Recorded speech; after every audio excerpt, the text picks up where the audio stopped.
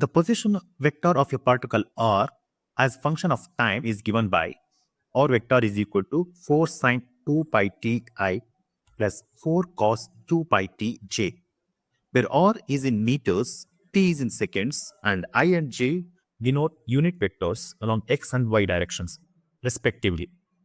Which one of the following statement is wrong for the motion of particle we need to find here? Okay, here for the position vector r, it is, we can write this one as 4 sine of 2 pi t into I plus 4 cos of 2 pi t times j.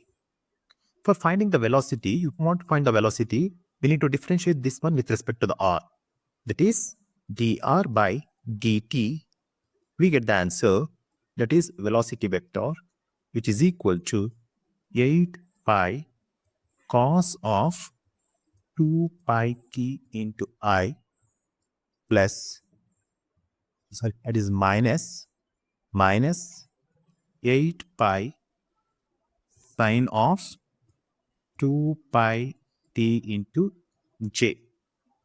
For finding the acceleration, again we need to find this, differentiate this velocity with respect to the t, that is dv by dt. Then we get the acceleration, which is equal to minus 4 into 2 pi whole square sine of 2 pi t into I minus 4 2 pi square into cos of 2 pi t times j, which gives the value minus 2 times pi whole square into r vector. That means the same result here. If I would take the common factor as minus 2 pi square, then the remaining bit is same r vector. Hence, we can say that the acceleration is along with the minus r vector here. Then, if you find the magnitude of the velocity, then we get vector velocity vector is equal to 8 pi, and find the magnitude of the acceleration. There is a magnitude represent like this. Then we get the answer v squared by r. Then, by seeing the options,